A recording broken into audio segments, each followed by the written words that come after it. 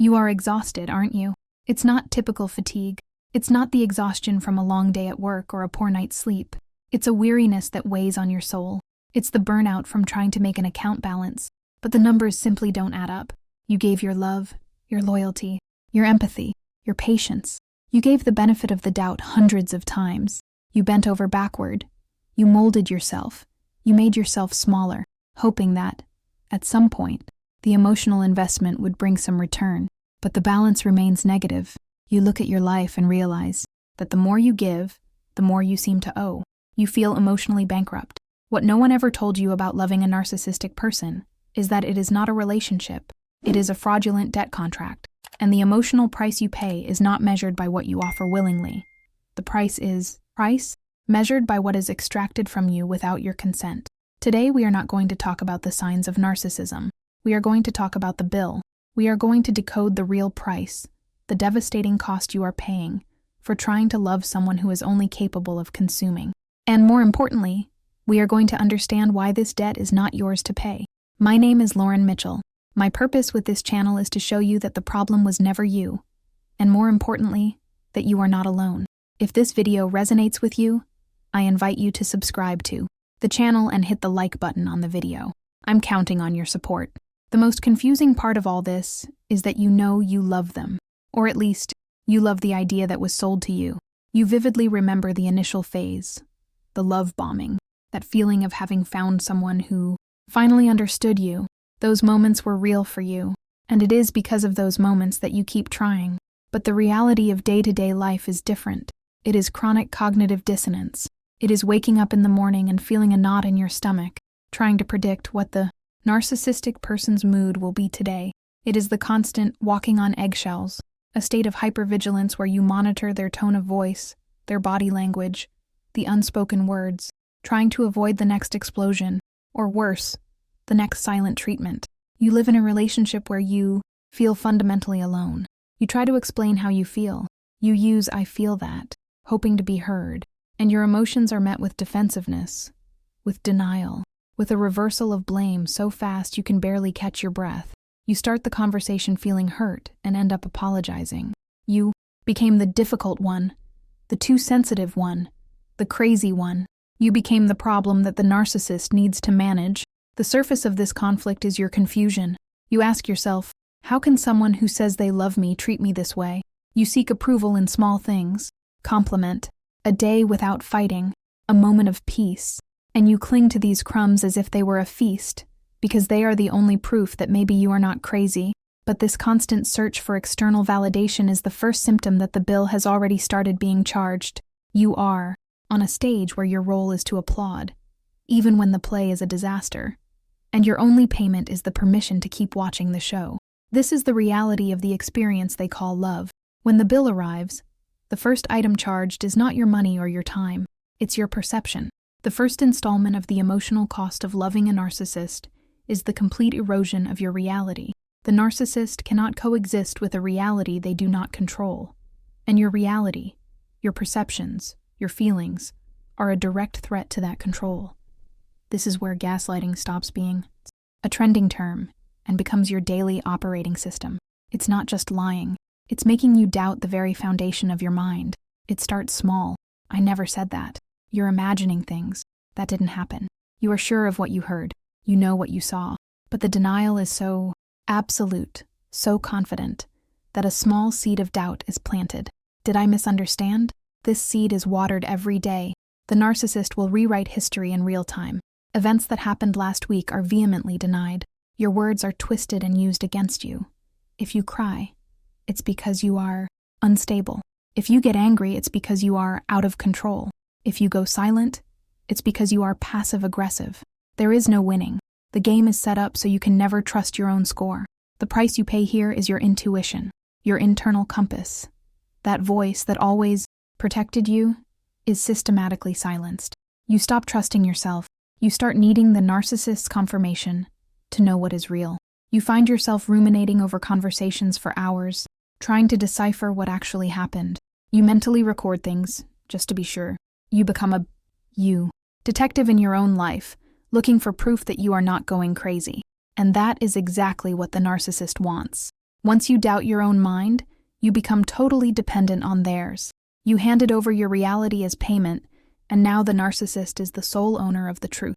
This is the first, and perhaps the most devastating installment of the debt. After your reality has been compromised, the next thing the narcissist demands is your essence. If the first installment was your sanity, the second is your identity. The narcissist did not fall in love with you. They fell in love with the idea of you, or more precisely, with the function you could perform in their life. You are not a person. You are a source of supply, an emotional regulator, a captive audience, or a convenient scapegoat. For you to fit perfectly into this function, everything that is yours needs to be removed. It is a subtle, but relentless, dismantling. It starts with your hobbies. Those dance classes you loved? It's too late. Wouldn't you rather stay with me? You spend too much money on that. Your passion for painting? You're not that good, so why the effort? Then come your friendships. The friend who noticed something strange. She's jealous of us. She's a bad influence.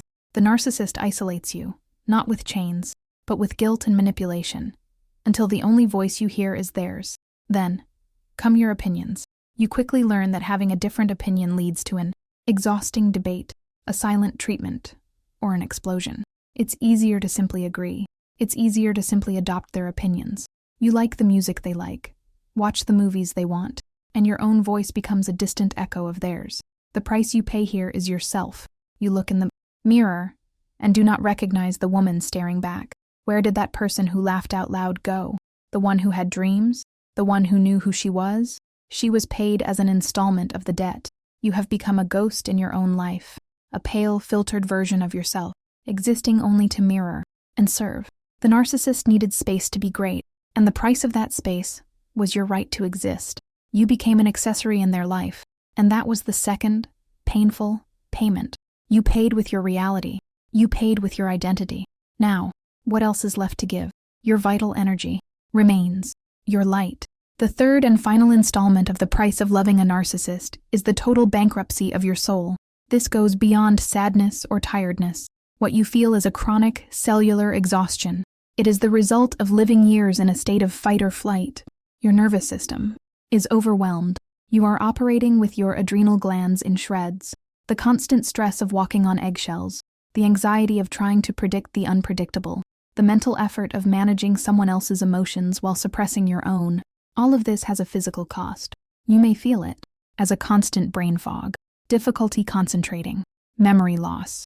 You may feel unexplainable body aches, digestive issues, insomnia. Your body is screaming that it is in danger, even when everything seems calm on the surface. But the most frightening symptom, the true sign of soul bankruptcy, is anhedonia. It is the inability to feel joy. The things you used to love no longer bring pleasure. A beautiful sunset, your favorite song, a hug from a friend, everything feels gray. You are not sad, you are empty. The narcissist, like an emotional parasite, has consumed your capacity to connect with life. This is the final price. The narcissist doesn't just break your heart, they empty your spirit. They leave you as a shell, drained of all the light and vitality that once made you who you were. You gave everything you had, and in return, you were left with an unpayable debt of exhaustion and a deep void where your essence used to be. Looking at this bill is terrifying. The erosion of your reality, the dismantling of your identity, and the bankruptcy of your soul. The price is, without a doubt, devastating. But here is the game changer, the only insight that matters. This debt is a fraud. You are not in debt because you are weak, foolish, or because you deserved it. You are in debt because you are an empathetic, loving, and resilient person who tried to get blood from a stone. You were deceived by a master manipulator who chose you not for your weakness, but for your strength. They saw your light and wanted to consume it. Understanding the price you paid is not an exercise in guilt. It is an act of auditing. It is looking at the bill, item by item, and finally understanding the mechanics of the theft. Clarity is your power. The moment you understand that the game was rigged from the start, you stop trying to pay it. You stop trying to prove your worth to someone who has none. You stop investing your energy into a black hole. Declaring bankruptcy on this emotional debt is the first step toward your recovery. It is the moment you tear up the bill and decide that not one more installment will be paid. Recovery is the slow process of reinvesting in yourself. It is starting to reclaim your reality, trusting your intuition, even if it is a whisper. It is rebuilding your identity, one choice at a time. It is reigniting your vitality by resting, healing, and protecting yourself. The price was high, yes, but your worth was never in negotiation. You are not broken. You are exhausted from carrying a weight that was never yours. Let it go. In the description of this video, you will find a link with support materials created with much care to help you understand and reframe what you have lived or are currently living. Feel free to leave your story, your vent, or even a suggestion for a topic for the next video in the comments below. Click on the suggested video on the screen and continue with me in another video. Remember, you are light. Never forget to shine.